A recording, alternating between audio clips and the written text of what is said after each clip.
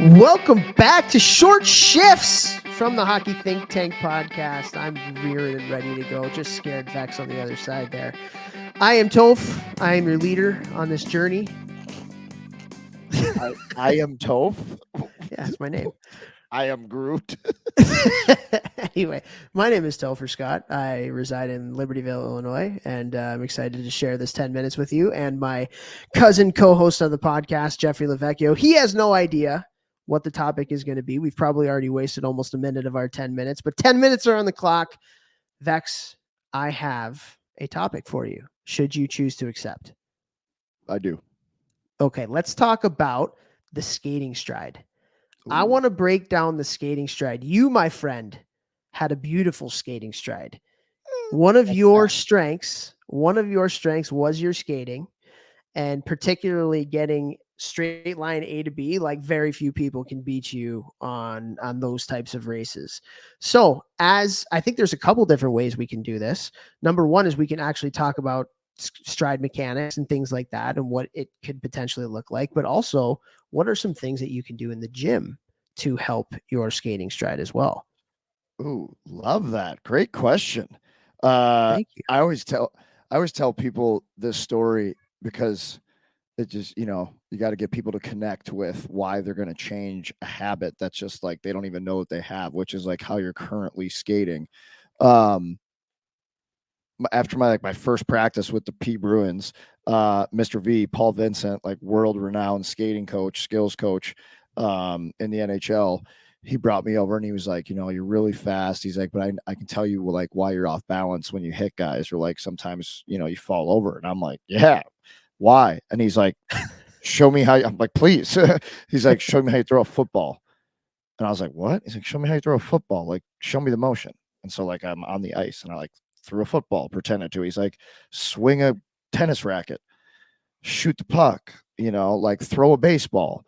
Like I did all these athletic movements. And he's like, what did they all have in common? And I was like, I don't know. I'm stupid. You're smart. Yeah. I'm not good looking. You're very attractive. And he's like, your chest is up in all those movements. And what I used to do is like I would just like try to just like skate as powerfully, as fast as I could. But in doing so, I would drop my chest down. And when you drop your chest down towards the ice, you're going to lift your feet up in the back, which is why all the guys I play with call me crazy legs, because I had like kind of a high kick, which you kind of did. Now that I think terrible. about it, yeah. My stride wasn't pretty, but it was, I was able to make it work. But that made me lift my heels up higher, which would make me off balance, or not as good of balance as I could be, in off balance when I would go to hit guys. And I've noticed that a lot of young players do that too. And so that's the first thing I tell people is like, show me how you do all these things. I do what Mr. V said. I tell them the story. And one thing that I did is I started trying to practice like when I would first get out there on the ice, when everybody's skating around, just like the warm-up laps. And I would like really try to pretend I was like sitting in a chair almost uncomfortably with my chest up. And it did help me make my stride a little bit more efficient. I still had crazy legs, but it did make a big difference in my balance, and my eyes were up. Yeah. And I think with your skating stride, like, again, the lower you play, the more power you're going to have in what you're doing, whether you're skating, whether you're shooting, whether you're checking, whatever it is. But it's not getting low from your chest. It's getting low from your knee bend, right? So what Vechs is talking about right now. So like if you're out there with a skating coach, or you're out there with your coach and they're telling you to play low, play lower, get lower, that's not like head down. Because that's another thing you do when you play with your chest down like that. That means your head is going down too. And now you're not looking and scanning. you're looking at the ice, or you're looking down at your stick. Yeah. And so knee bend and being low with your knee bend, it gives you more power, and it also increases the stride length that you have. Like, think about this on the ice. Like, if you have straight legs while you're on the ice and you try to take a stride back, you're going to go like 3 inches. Now, bend your knees a little bit. That stride goes back a little bit more. Bend your knees a little bit more. That stride goes back a little bit more.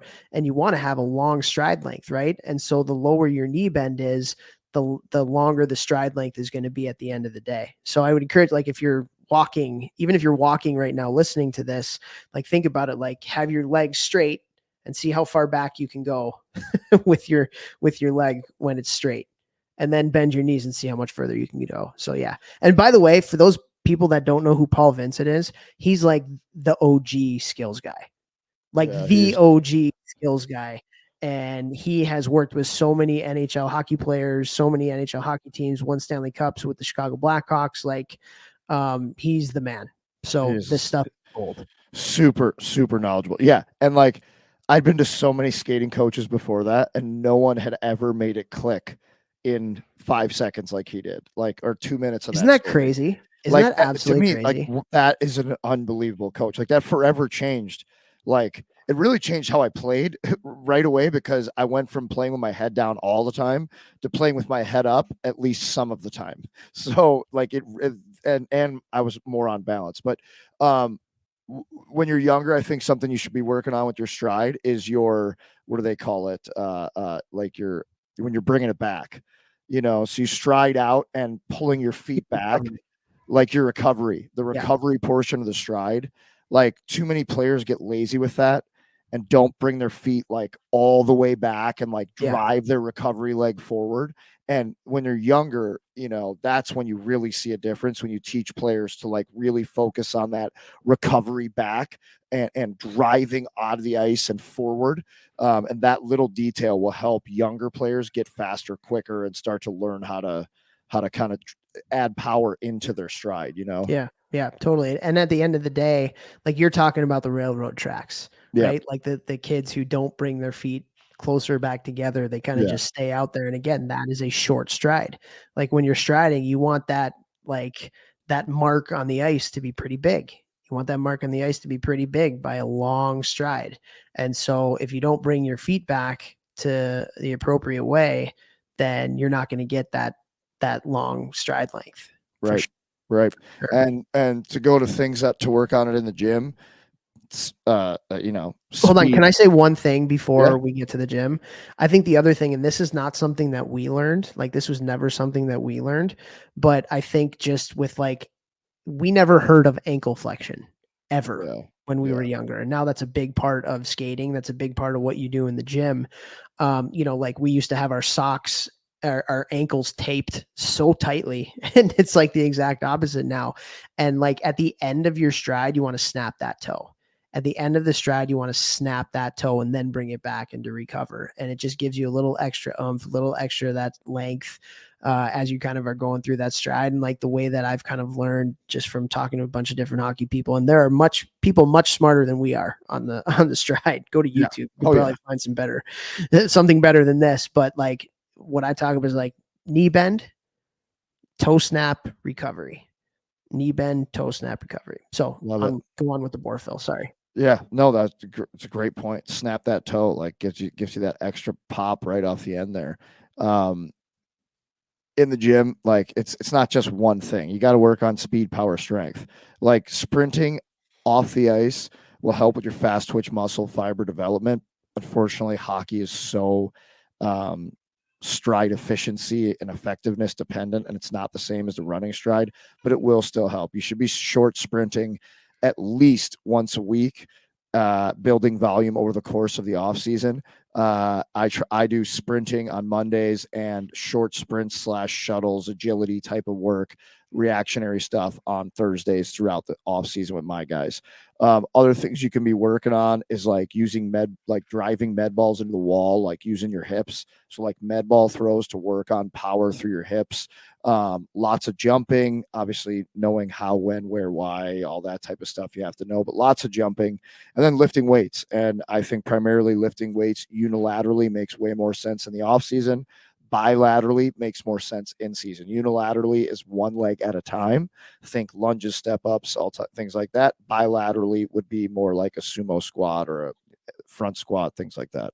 Okay, we only have like 30 seconds left, so I'll make this really quick. What about flexibility? I always felt like when I was way more flexible in my hips, I was able to have a much longer skating Yeah. stride. How Yeah. important is flexibility? Well, mobility, flexibility helps mobility. Mobility is the ability to control end ranges and load them. So mobility is huge. Get on my hip mobility program, gmbm.com. It's on there. All right, time's up. Share the show. Boom. Plug.